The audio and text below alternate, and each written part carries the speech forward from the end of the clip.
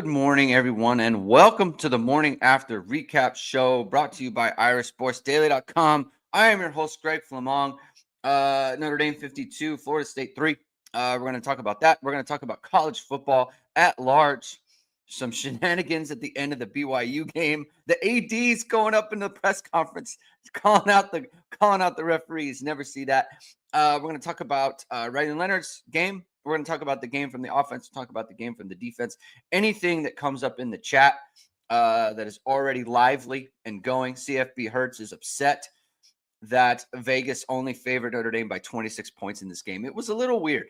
It was a little strange. This is a very bad FSU game, and obviously Notre Dame wins by 49. So I don't know. Maybe they got some good action on that. I don't know how they're setting the lines, but we'll talk about all those things and whatever else everyone wants to talk about this morning. So thank you, everyone, for tuning in. If you like what you hear today and you haven't done so already, please hit the like button on this video. Please subscribe to our channel.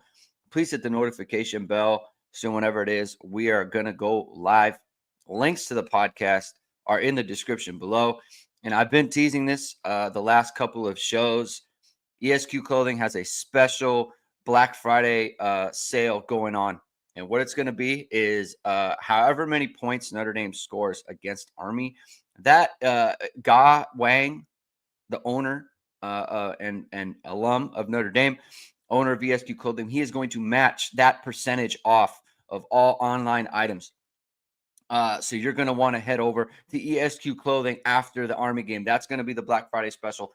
It's going to be a week-long special from the end of Army all the way through to for the next week. You're going to get Notre Dame scores 35 points. You're going to get 35% off. Notre Dame scores 58 points. You're going to get 58% off. That's all online items, not eligible for gift cards, things of that nature. So head over to ESQ Clothing. You got sport coach shirts, bomber jackets, all those good things, tuxedos, galas. You have galas coming up. You have holiday shopping coming up. Head over to ESQ Clothing. They'll take care of you. Check the score of the Army game, however many points Notre Dame puts up. Ge Wang will match that percentage off on your purchase. John Moore is asking, Greg, what are your thoughts on where the playoff committee will put Notre Dame this week? So, let's see. Look, you have to consider that Bama and Ole Miss can jump Notre Dame this week. I think they'll stay at 10. I think they'll stay there. It's a question of what are they going to do with like Georgia, right? What do they do with them? What are they going to do with who else lost? Miami lost. Like, what do they do with Miami? Like, Miami, listen, they lost a game to a team that Notre Dame's already beaten. They do not have a good schedule. They do not have good wins on their schedule. I think they got to drop. I think they got to be behind Notre Dame at this point. I don't know that they'll do it, but it's just they got to fall. So many people are putting Penn State. Like I got Joel Klatt. He's got him at 6. Ari Wasserman, I saw of on 3. I saw just now. He's got him at 5. That is such a disgrace. That is disgusting. Like, truly. What have they done? They have no good wins. They have one loss where they didn't score an offensive touchdown. They have no resume. They have beaten 0 ranked teams. Like, even now, like the committee Notre Dame has 2 ranked wins on their schedule right now. They have Louisville. They have Texas A&M. Penn State has 0 ranked wins. Isaac K brings it up. Penn State, they've literally played one good team all year and they lost at home. It was the whole build-up to everything they've done. They didn't score an offensive touchdown. It's a disgrace. It's disgraceful. CFB Hertz says Penn State, Miami, and Georgia all belong lower than ND. I agree. What case is there for Miami? I just don't, from a resume standpoint. Notre Dame beat Georgia Tech. I can't. I can't do that. Billy Blue says, get Penn State out of town. Absolutely. 100%. Get them out. Go out of here. So, that's where we're at with that. These are good questions. Isaac Casey, I have no idea who is good in the SEC. I agree. One team that will not be above Notre Dame is LSU. BK monitoring. We are heavily monitoring the BK situation. I mean, that was a butchering last night. They did not do a good job. So look, BK, he's got to be careful out there because they don't stand for that in the SEC country. They do not stand for that at all. All right, let's talk about Notre Dame a little bit. I tweeted this morning. Riley Leonard on PFF, 57% passer on the day, 14 of 20, or 52% passing, 14 of 27. And what happens on PFF is they add drops to your total. They'll give you drops to give you an adjusted completion percentage, right? So basically, look, if you have a drop in the game, then you're not going to bang the quarterback for that from a completion percentage standpoint. Just so it's a context thing. It's just adding context to the situation. They have an adjusted completion percentage. They had Notre Dame for 4 drops, adjusted completion percentage of 72%. Now, I do think that lacks a little context too, right? Because like you have a drop, you give a drop. I think they're probably giving a drop to Mitchell Evans on the corner route, which that's a tough play to make. You're probably giving a drop to Jordan Faison at the goal line, which is a tough play for him to make. So that's a little bit unfair, maybe, to Jordan Faison. Like Jaden Harrison makes a kind of a sprawling catch on the first corner route that they threw to him. Let me see if I can fix this. That's yucky. A sprawling catch on the corner route. So that's not really an accurate ball, but he makes a good play there. So I do think Ryan Leonard was a little bit better than his stats indicate. But he was also helped out by his wide receivers. But I just don't, a lot of people talking about how it was the NIU version of Riley Leonard in this game. I didn't think that was true. I thought he had a rough start to the beginning of the game. They threw some deep balls. My impression is he had a little bit of trouble with the wind. Towels are whipping around on the players' waists and stuff. So it was a windy day. So I'll give grace on that. I thought he bounced back just fine. Obviously, he ran the ball fine, and he did a good job running the ball. Set the tone early in the running game. 2 more rushing touchdowns for him. 11 carries, 70 yards, and probably his true rushing, where he's not. Let me see if I can find this here. Because I think what PFF does is they remove sacks from their rushing yardage here. Let me see. Yeah, PFF has him down for 9 attempts for 81 yards. So I mean, maybe they had 2 sacks in the game. Yeah.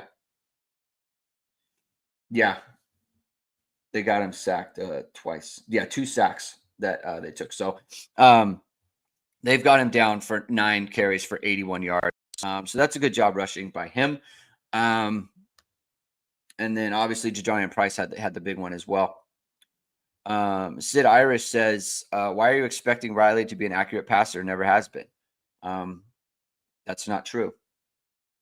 Factually incorrect. He has been an accurate passer. So,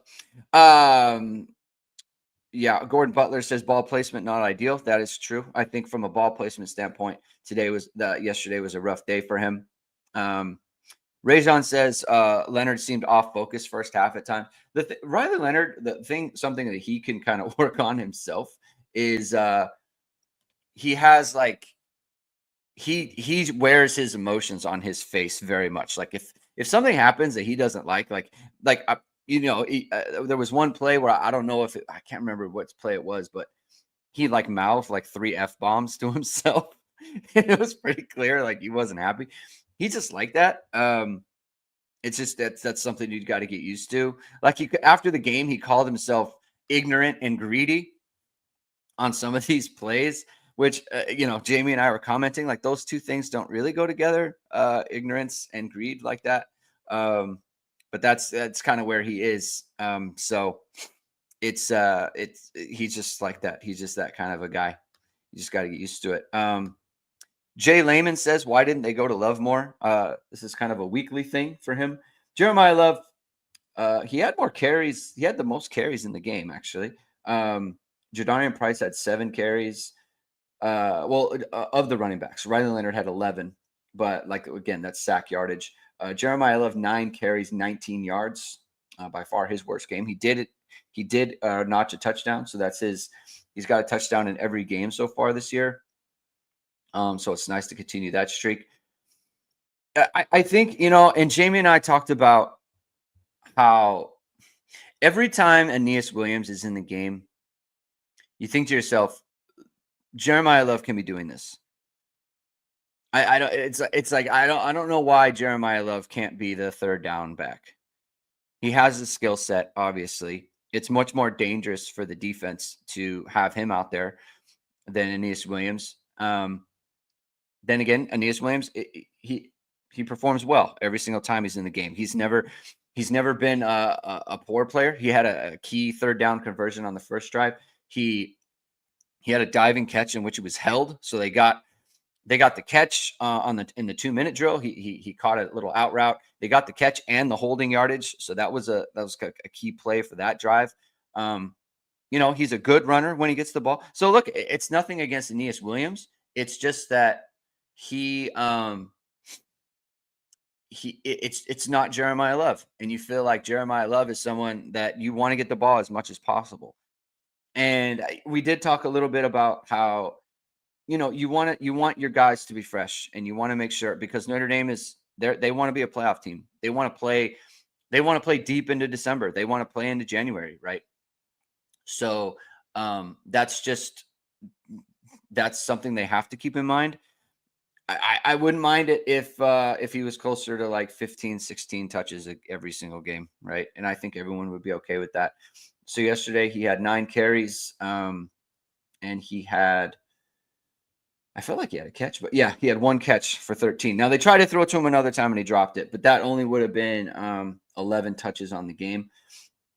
But then you win 52-3, right? Like, you don't have to use up your guys. We saw some injuries. We saw Anthony Knapp go down. He was able to return. You saw Howard Cross go down, right? So like, these are key players. You want to keep them healthy. It's a give and take, right? You want to see him do numbers because you feel like he's capable of that, right? Like, you want to get excited about a guy putting up numbers, and that's one thing Notre Dame doesn't have this year. It's a bunch of guys putting up great stats, like even Riley Leonard, right? Like 215 yards, like that's cool. That's that's standard, right? That's nothing great, nothing terrible. 11 carries for 70 yards for Riley Leonard. Like, they didn't have a 100-yard rusher in the game. Jadarian Price never got there, even with his 65-yard run. So they don't have the numbers that kind of gets the juices flowing. But when you win 52-3, it's you just kind of take the bottom line and move on. CFB Hertz says, can we say the O-line had a good night? Pretty solid in pass pro. Run blocking wasn't always there, but seemed pretty good for the most part. Let's check out some grades for them on the PFF. Let's say blocking. All right. Blocking grades from a pass blocking standpoint, they like Pat Coogan the best. Jeremiah Love second. Not allowing a bunch of pressures, right? So 1 pressure allowed for Emil Wagner in this game. You probably have to go deeper. Billy Strouth, they had down for 2 pressures allowed. Anthony Knapp had 4 pressures allowed in the game. So tough one for him. But no sacks. Riley Leonard was not pressured that much in the game. Let's see. Under pressure 26.5. So basically 27% of the time. That'll work for Notre Dame in any game they play. Just because Riley Leonard is so good in the pocket. Like, he really does a good job of avoiding sacks and avoiding trouble. He's very good at getting out of there when there's pressure, when he's creating for himself. He hasn't taken a bunch of sacks this year, so that's a positive for him.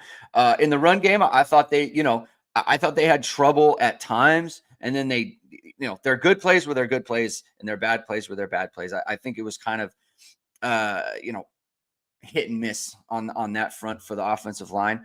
But look, I think that type of performance is always going to kind of work. Jamie talked about how they had a good D line. They had two interior guys that were going to they had two interior guys that were giving teams problems, and they probably wanted to show out in this game because there's a bunch of NFL scouts attending the game, so they wanted to show out against Notre Dame, and so it was a tough matchup for the interior players. So obviously, they hit some good stuff, right? And they rushed for 201 yards in the game, 6.3 yards a carry. That'll work. That'll work against anyone. I did think they had a good night.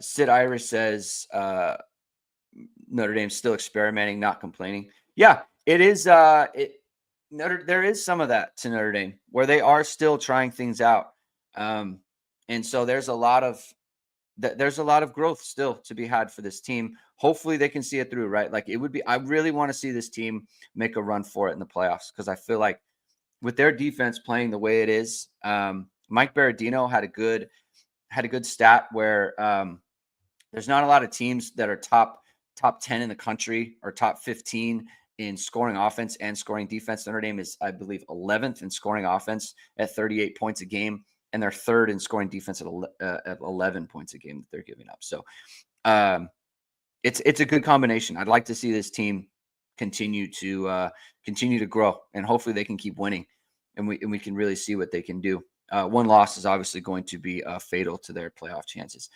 Sergio says no Kedron in garbage time running the clock, running the rock. Yeah, I'd like to have seen him just because he's fun to see get the ball. But look, you get guys like Justin Fisher the ball, Jay Tefelsky, right? Like you give them chances. They work hard too. So hopefully there will be another blowout and Kedron Young can get in the game.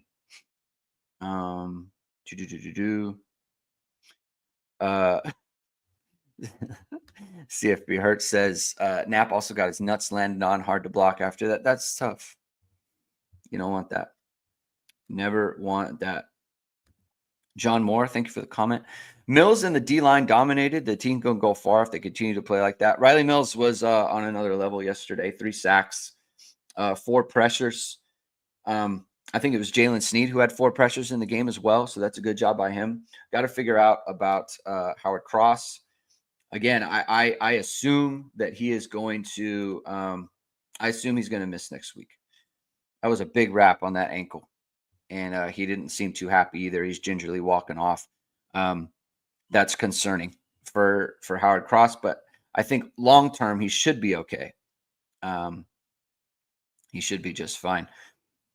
There is a Daniel Hartnett. Thank you for the comment here. Seeing Colsey score a touchdown last night was really fun. Fun fact, I looked this up yesterday. Deion Colsey has 19 career catches. He's 19 of 30 throwing him the ball. And of those 19 catches, he had 17 first downs. He has always been productive when they throw him the ball.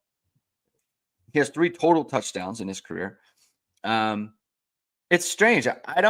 It's weird to me that he's just been kind of passed over. And whenever they throw it to him, he does something good.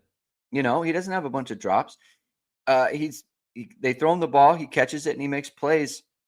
I like Deion Colsey. I like him a lot, actually. I'm not the coaches, and I'm not in practice, but all I know is when he's in there, he does stuff. So good job by Colsey. It was great to see him score a touchdown. Sergio says BYU was bailed out by refs. 4th down sack safety for Utah nullified by bogus defensive holding. I've seen the play. It's a little match fixy, if I'm being honest. You could call it, right? Like I think the DB does get the shoulder pad of the wide receiver. In my opinion, the penalty is unbecoming, and it is unfit for the sport and the competitiveness that the sport is played at. on 4th down in the game, you basically gave them a first down right off the line of scrimmage.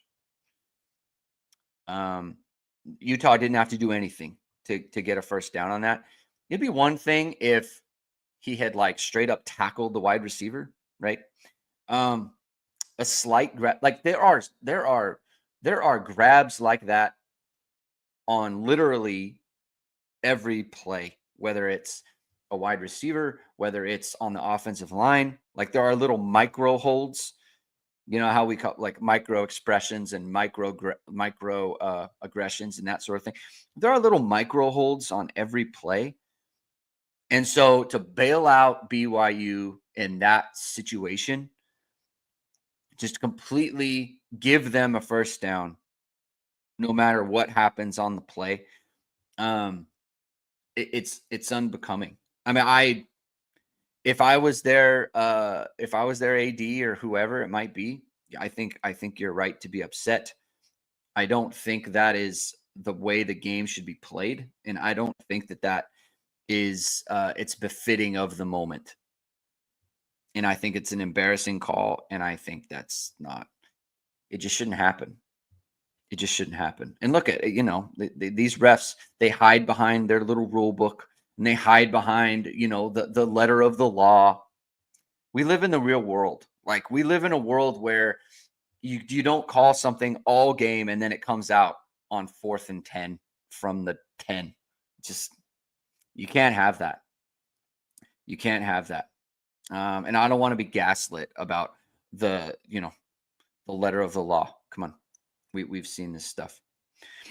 Mitchell Vahiluk says, looking at PFF versus ESPN QBR, only Jalen Milroe and Jalen Daniels had better days than Leonard. I mean, look at, I think like if you're Riley Leonard, if we're talking about him having a bad game, and look at this is opponent specific, right? Like you have to factor in opponent in this one. But he's got 285 total yards and 3 touchdowns. Like I think given the nature of the type of player that he is, that this type of performance is going to be in there where his ball placement isn't very good. When he's a little bit confused back there of where he should be going with the ball. What I will say is he didn't really put the ball in danger, right? So that's good. He wasn't putting the ball at risk for getting turned over or anything like that. If you're going to be 285 and 3 touchdowns and you're not having the best game, that's fine. Move on with your day, right? You're Notre Dame can move on with their day. Riley Leonard can move on with his day, and that's the deal.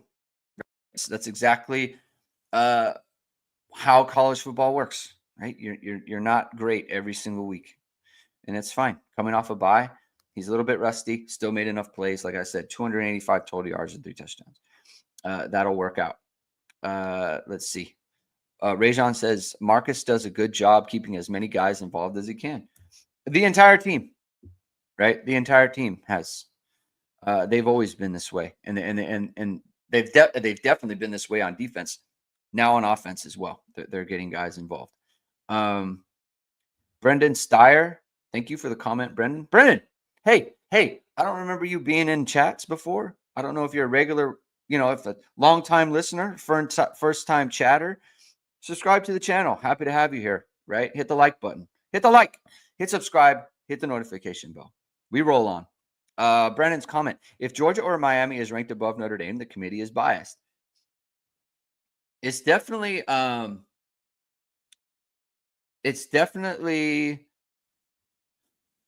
mean, it's for me, it's hard to like look past the Georgia Miami stuff. Like it's harder for me to get to that point when Penn State is where they are. Like Penn State is truly baffling. Like, and at this point, Miami would be, because Miami actually has less of a case than Penn State does, because at least Penn State has mostly had game control when beating the bad teams that they are. Like Miami is like they are at risk all the time. They are on the way to losing to Virginia Tech. They were on the way to losing to Cal. They lost yesterday right? Again, down multiple scores. I mean, they are down multiple touchdowns in so many games. It's just they don't have a good win. Their best win, their best win is Louisville, which is Notre Dame's second best win. I don't see how you can. I don't see how you can rank them above Notre Dame. Notre Dame has better wins. If you want to say Miami has a better loss because it was to Georgia Tech and not NIU, fine, right? But that's very recent. Like Miami has been twiddling their thumbs recently, and Notre Dame has not. Notre Dame has one win this year by less than 10 points, and that was 7 against Louisville. Every other game has been by multiple scores, by double digits. Every other of their 8 wins. 7 of the 8 wins by double digits, multiple touchdowns. How do you justify it? I don't think you can. Georgia is another thing because it's Georgia. They have the name. They have the win against Texas, and that's Texas's only loss on the road, right? That's good by Georgia, but you got 2 losses now, and yesterday they got beat up. It wasn't like it was. I mean that was they got dog walked in that game, So and that's a 2-loss Ole Miss team as well. So it's I don't know, man. But then at the same time, it is Georgia, right? It's Georgia, and they don't want to do that. But thank you for the comment, Brendan. You're the man. Alakino wants the ball to Jadarian Price. Yeah. I mean, we want the ball to Jadarian Price more. We want the ball to Jeremiah Love more. We want the ball to Mitchell Evans more. Notre Dame wants more, right? And I think fans want more and more. The good thing is that there's a lot of guys on the offense that we feel like, hey, let's get them more involved. Like they deserve more opportunities. So that's good, right? You want that. Rajon coming with stats. Miami has had more double-digit comebacks than all but Iowa State. Did Iowa State win yesterday? Did they end up winning? A fraud program. CFB Hertz says, you want to talk rankings? How about FBI? Notre Dame is up to number 4. Notre Dame's metrics are good. Notre Dame has good metrics. Troy McIntosh says, was there sign stealing with the punts? They seem to know where the FSU rugby punter was going all night. That is basically a function of Marty Biaggi, definitely saw something on that punt team. And B, Florida State, they just don't have the attention to detail, that's going to allow them to hold off Notre Dame. I mean, Notre Dame could have had 5 block punts yesterday, legitimately. And it's funny because they probably got credited for 0 because both of the ones they got a hand on went past the line of scrimmage. And so those don't go down.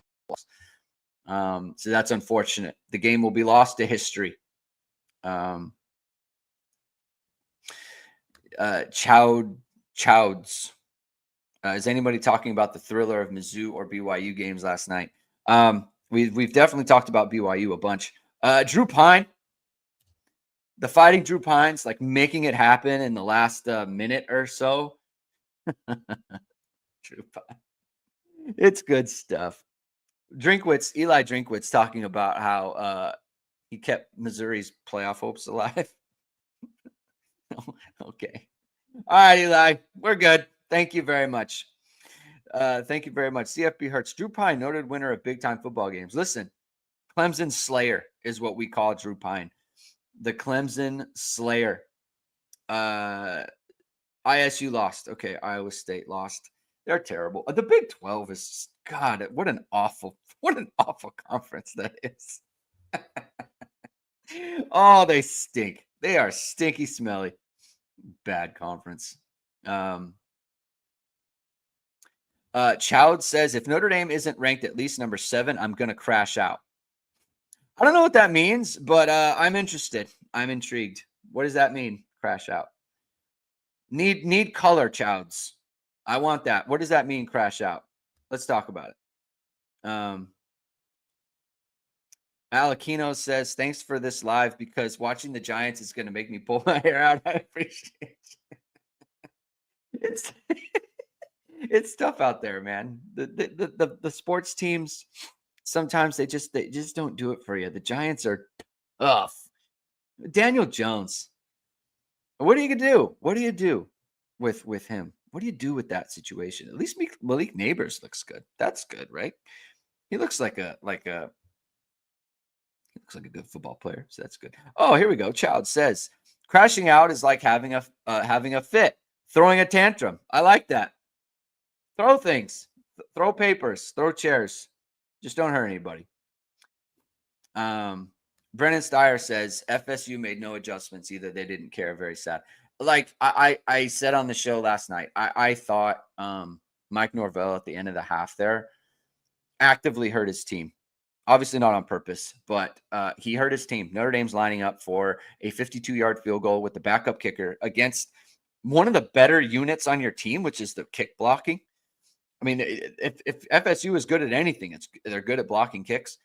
And he called timeout, and Notre Dame changed their mind and decided to go for it. Zach Yoakum was never making that field goal. I can't believe Marcus Freeman even considered it.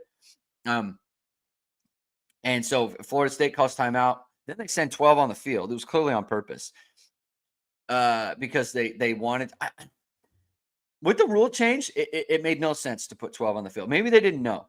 I have no idea. But he puts 12 on the field. Notre Dame gets the long completion to Faison, which was a good throw, by the way. Get the long completion to Faison. They get the penalty, and they put time back on the clock.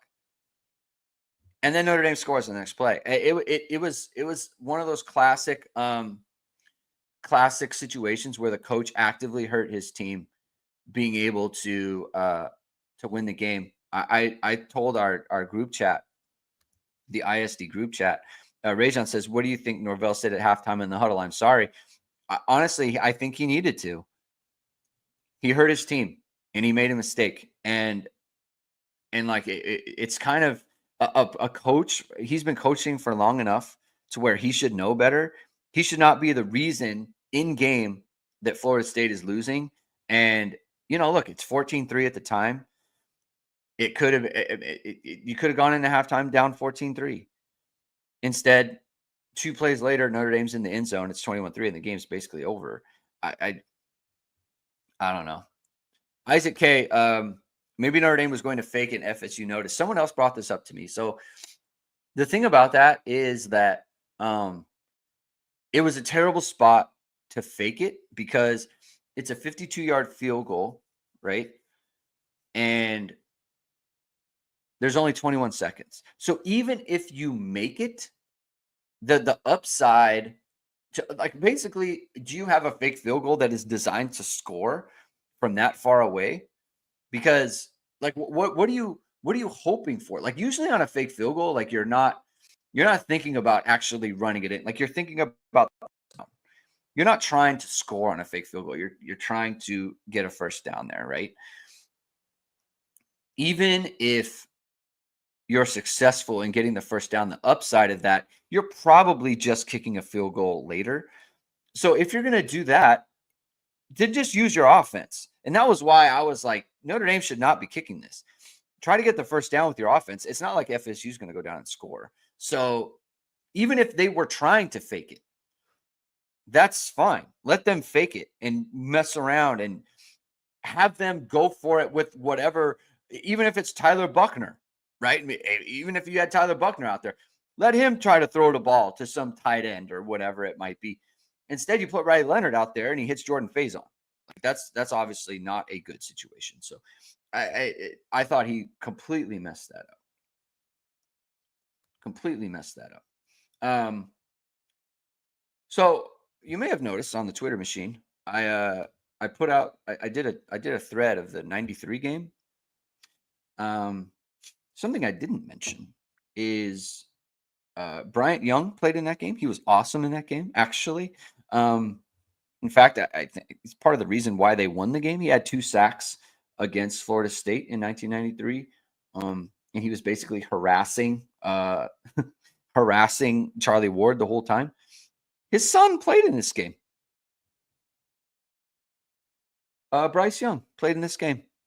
There's a little through line to that whole situation.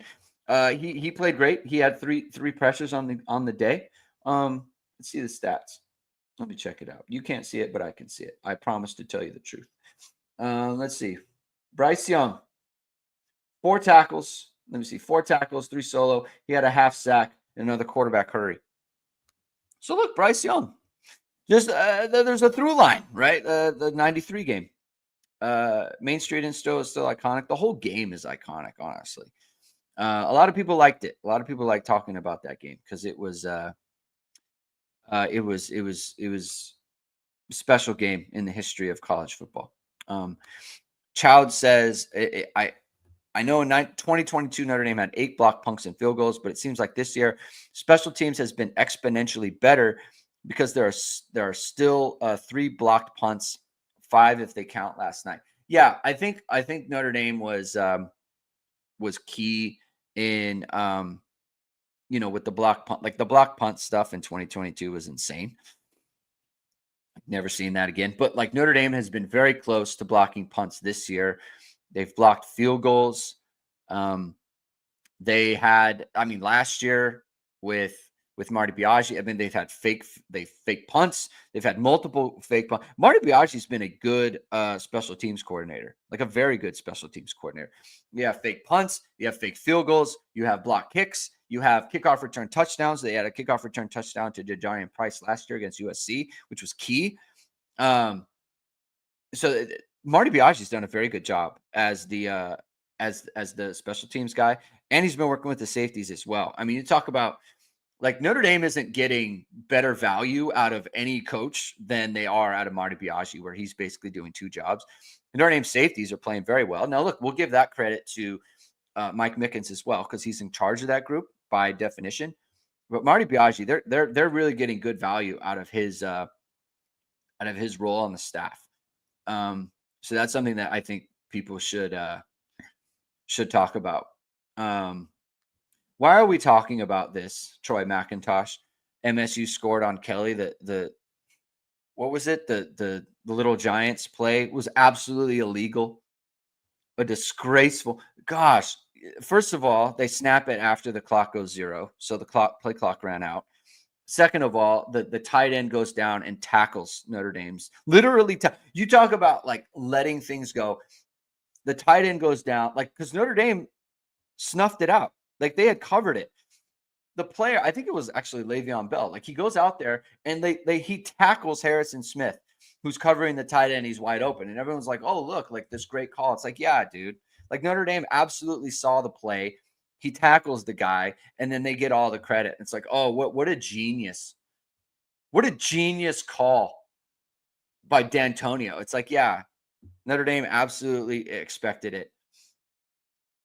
Tackles the guy. That makes me upset. Now I'm triggered about that.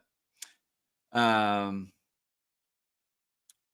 Steyer says Snead is taking advantage of his reps. Good for him. Yeah, absolutely. Jalen Snead, 3 tackles on the game, 1 sack, 1 tackle for loss. That's the tackle for loss there. And also a forced fumble. We talked about it on the show yesterday. Like Jalen Snead, good on him. Good on him. Embracing his role, being a positive part of the team. He pressured the quarterback on he's basically splitting a double team. Had 3 blockers going after him, splitting the double team leads to the Jordan Clark interception. So that is good job by Jalen Snead, embracing the role, and being a positive part of the defense. So that's full credit to him.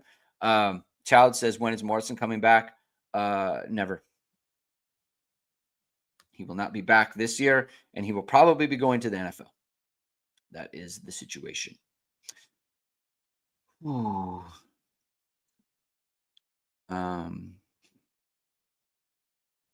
Child says, late in the 3rd quarter, the refs stole a catch from Mitchell Evans.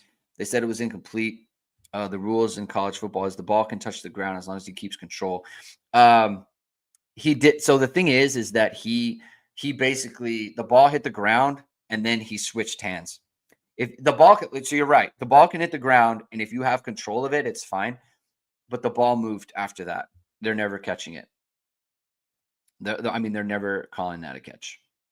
Unfortunately, it's a nice try though. Kirk D.A. Anderson Fitness, thank you for the super chat. Great show as usual. Since BK left Notre Dame, he's 4-8 versus ranked teams. Freeman is 10-4 versus ranked teams at ND. Go Irish. A lot of people are talking about that. A lot of people are talking about Marcus Freeman. Look, he's good. He's done a good job. I might have to do it like the mea culpa of mea culpas. We're monitoring. Because after the NIU game on this show, someone asked me if I had lost faith in Marcus Freeman, and I said yes. And I was convinced that they would absolutely lose again this year in the regular season. And look, I might have to issue the apology of apologies on that. But we're monitoring. All right, we are continuing to follow the situation closely. They still got to do it, right? Job's not finished. Famous Kobe quote, job not finished, right? So we're monitoring that. But look, they look good. Marcus Freeman is locked in. He's going off on Sam Pendleton late, which Sam Pendleton is innocent. He didn't do anything wrong. Someone goes after your player late in the pile like that, you defend your teammate. He will get kudos from everyone. He will get kudos from everyone because he defended his teammate late in the game. Didn't cost Notre Dame anything. And, it's like the Mighty Ducks thing. 2 minutes, well worth it. Like, look, you're going to go after my teammate. I'm going to defend him. So good job by Pendleton. He's innocent. But Marcus Freeman, he's locked in, right? He's showing the team. He's showing the team the Northern Illinois game every week. Remember how you failed? I mean, that's good. He's pushing the right buttons. Absolutely pushing the right buttons. William Case. Greg, fans of other teams have sent me your stuff. You're rightfully get respected and widespread recognition of your fun. Well, thank you, William. You're a gentleman and a scholar. I appreciate these comments. If you haven't done so, hit the like button, hit subscribe, hit the notification bell. You tell your friends. That's a very nice comment, William. I appreciate your attendance and your words. It's very nice. It's very nice to hear that. Childs says, everybody says Marcus Freeman can't win big games. That's a lie. Marcus Freeman can't win small games. Marshall and IU, first home games, which I went to. Listen, facts, right? Like, he can't handle the MAC. I put out the tweet about, next year, Notre Dame opens against Miami at Miami. Then Notre Dame 2 weeks later has Texas A&M at home. I'm worried about whatever MAC team they put in between those games because those are the problems. I mean, he can't handle the MAC, but he can handle Texas A&M, and he can handle Louisville, and he can handle Clemson and teams of that nature. It's funny. I mean, it's a funny thing, right? Like, it's interesting too, how the recruiting situation. I'm very curious to get some updates from Christian and Matt from this weekend. Matt Faramo's on campus. You've got Nathaniel Wusu-Boateng on campus. You've got Derek Meadows on campus. Can they close with those players? That's big, right? Notre Dame. I mean, look, Nathaniel Wusu-Boateng, I know he's into Michigan, and he likes that situation, and that's totally fine. Who doesn't want to play for Al Golden right now? Who doesn't want to play for this style of defense? This is Notre Dame's defense is the Ohio State like wide receiver passing game. Like, go to Notre Dame if you want to be a good defender. I talked about it. Drake Bowen, redshirt freshman. Kingston Viliamuasa, true freshman. Bryce Young, true freshman. Christian Gray, true sophomore. Leonard Moore, true freshman. Adon Schuler, redshirt freshman. You have youth all over the place. Logan Thomas in there making plays. Jaden Osbury, redshirt freshman. There's youth all over the place making plays. Jordan Clark is just a guy at Arizona State. completely thriving at Notre Dame, just absolutely playing his best ball. And so I just like he bet on his career on coming to Notre Dame. He is going to get drafted. Jordan Clark is going to get. Look at Cam Hart in the NFL right now. Look at Kyle Hamilton in the NFL right now. Look at Alohi Gilman in the NFL right now. Now, this isn't a Marcus Freeman thing, but we're counting it. Look at these guys. And Cam Hart is a wide receiver, comes to Notre Dame, 3-star guy, goes, and now he's a starting corner for the Chargers. Look at Xavier Watts. He is going to get. He's going to be a 2nd or 3rd round pick. Like, you want to be a great defender? Come to Notre Dame. In all seriousness, like this is where it is. Ben Morris is going to be a 1st round pick. There's so many reasons. So I think Marcus Freeman. Look, I don't want to do the thing where I'm getting all excited and stuff about what he's building here, because you feel like the shoe's about to drop, right? And they got the last home game this weekend, maybe the last home game. You know what's interesting? Actually, I just thought of this. Usually the last home game is all emotional and everything, but because of the playoffs, you've got that little dangling. You don't got to be all sentimental for the last home game, because you got the little dangling from the playoff game. So that's something that, from a mental standpoint, we're monitoring that. We're going to keep an eye on that.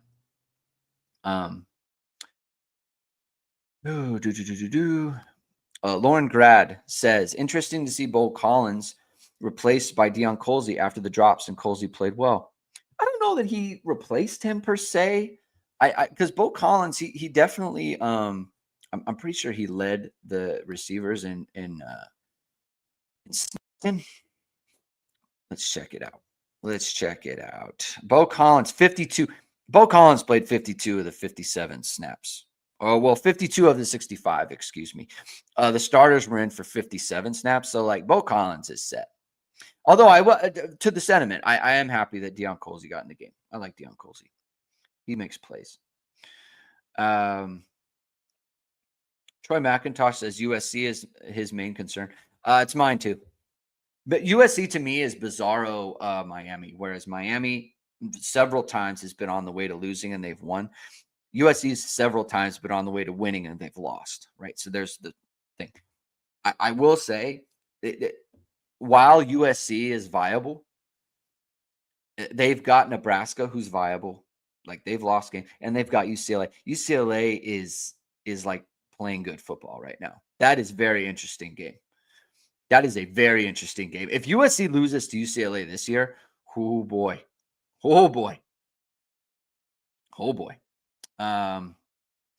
That things will get ugly in the Coliseum. Kirk DA Fitness, thank you again for the super chat. My only worry with our defense is the versus the run. Ergo, if you take out sack yardage ran against us and FSU, which has a bad offense, what do you think? Jamie and I talked about this yesterday. I asked Jamie specifically. I wanted to. He thinks it's a little bit nitpicky. And look, Notre Dame's given up 11 points a game. It is the weakest. It is the weakest part of their defense, 100%. I don't want to act like there's some sleeper juggernaut against the run, okay? Because they're not. It is the weakest part of their defense, but it is to some extent by design, and Al Golden has talked about this. And it's just like teams aren't just walking Notre Dame down the field on a regular basis. It just isn't happening. There are some plays available to a team against the run. Army will test this. They will absolutely test this. And we have to monitor with Howard Cross being out or whatever. If he's however long he's going to be out, we have to monitor that because he's important. But I just don't think it's a weakness where it's like it's going to cost him a game. There's no evidence of it. They're giving up 11 points a game. If you're not scoring, look, giving up a 16-play, 75-yard drive is not great, just period. But it's just not. There's nothing after that. They can't do it. So it's one of those things where, like, if some team runs for like 250 against them at some point, we'll look back and say, yeah, like, yeah, it's a problem, and it was a problem. We should have seen it. But until that happens, I just think we have to believe that it's going to be okay, right? And they're gonna be solid enough to they're going to be solid enough to that's not going to be the reason they lose a game, right? And so you got to count on that. That's what they've been. And look, there's not really a team that's going to play. I think USC, though, you got to keep tabs on that, right? Like, because now they're going to start running the ball with this new quarterback. So that's something that we're going to have to monitor on that. Uh, you got to monitor these things, right? And sometimes you don't want to monitor different types of aspects of the team, and sometimes you don't want to monitor different aspects of your media, your social media page. You don't want to deal with that. You're a small business. You don't want to deal with your social media. You don't want to deal with having to put out videos and posts and all those things. You got to outsource that stuff. You don't want to deal with that. The best way to go is VSR Media, founded by Notre Dame Football pregame host and Emmy Award-winning anchor Vahid Sadrazadeh. VSR Media provides professional and cinematic video and photo. Whether you're looking for a collegiate or pro-level highlight reel, have a personal story to tell, or aiming to diversify and grow your business, VSR Media specializes in short and long-form video storytelling, social media management, and website design. VSR Media also captures professional headshots, senior, and sports photos. Contact them at vsrmediacompany.com. Mention Irish Sports Daily to receive 20% off your first project. Visit them online or give them a call at 574-800-9106. Got in a little late. It's my bad. I got to be better. Matt Lafreniere, I think I got that right. I just don't understand why D-line recruiting isn't better. Who doesn't want to play for this D? Yeah, we've talked about this a little bit. Sometimes it's just a regional thing. Sometimes it's just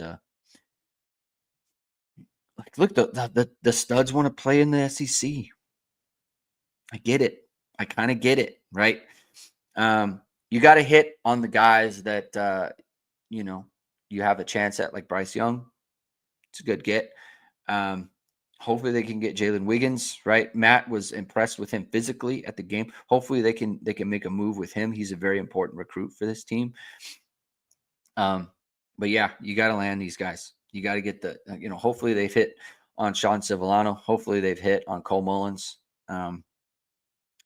Continue to get good play from Rubio. But yeah, it's confounding. But basically it kind of needs to go the way of corner, right? You got to get a big one. You got to hit on someone, and then the snowball kind of happens, right? Notre Dame did well with Cam Hart, and then they hit Ben Morrison, and now they got Christian Gray, and now they got Leonard Moore, and it starts to snowball a little bit. Same thing with safety. Notre Dame superfan says Freeman's longest win streak is now 7. Previous long, 5-22. He's 27-9 overall for a 750 winning percentage. Holtz was 26-10 or 72% after his first game in 1889 versus UVA. Opinion: Marcus Freeman is our best since Lou Holtz. It's hard because BK at this point was undefeated in 2012. They played for national championship. It's hard to say. What I would say is I feel like this team is more prepared to build a dominant team in college football more so than BK was. Now that's a little bit of hindsight because we know how it turned out. But this is another thing I'll say. Like, if we're comparing him to BK of 2012 and like his progression, 8-5, 8-5, 12-0, like Marcus Freeman, 9-4, 10-3, and then we'll see where he ends up here. I imagine he's no worse than 10-2 in the regular season. Like, that is a heck of an accomplishment because he had never coached. He'd never coached in college football before. And so if he's on par with BK and he is a BK who had coached for 30 years, he had won a national title at Grand Valley State. Like he had been a national championship coach.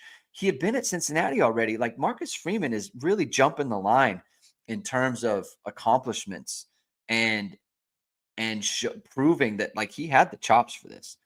So to the point, like even the question is a really is a really good sign for Marcus Freeman that we feel like he's kind of headed in that direction.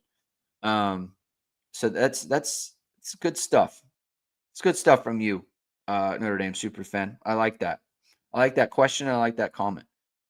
Um, Sergio, can you go over SC's new quarterback strengths and weaknesses? I mean, he's a better runner. He's more mobile. He has a big arm. He threw a ton of picks last year. Threw a lot of picks. I think he had 17 interceptions. So he'll put the ball at risk. I think the question is like the question that they have is like whatever you gain in the mobility from Maava and perhaps the upside of his arm and be able to push the ball, like is that enough to offset like maybe not knowing the offense as well, maybe not making as good decisions with the ball as much, maybe losing a little bit of the accuracy, right? Like that's the thing. We have to see him in games. We got to see him in games and how he's going to react to having to deal with an offensive line like this, having the pressure of being USC's quarterback. This isn't UNLV anymore. This is a big deal, right? And there's a lot of pressure on USC to start to perform here. And it's just like there's a lot to deal with, right? There's a lot of variables that don't have anything to do with actually playing quarterback. So we're going to have to monitor.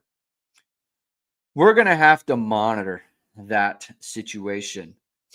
Evan, have you given your 12-team playoff prediction for Tuesday? You know what? We'll do that. Jamie and I will do that on our show on Tuesday. Hit and Hustle. That'll be 12 Eastern time. So you know what? 12 Eastern time. If you haven't done so yet, please hit the like button, hit subscribe, hit the notification bell. So whenever it is, we are going to go live. I'm going to end it there because I got some stuff going on this morning. My wife's heading out with the kids, and I got to watch the youngers. So that's what's going on for me. So I appreciate everyone being in here. Notre Dame 52, Florida State 3. Good show, everybody. Good job by you guys in the chat and everything. It's a very lively show. Check us out on Tuesday, 12 Eastern time, 9 Pacific. We'll be talking rankings. We'll be talking about Virginia. We'll be talking about this game and all that stuff. Check me out on Twitter at Greg2126. I'm going to put up a bunch of breakdowns and things of that nature. And all right, that's good, everyone. Have a good rest of your Sunday. We'll talk to you soon. Keep hitting and hustling.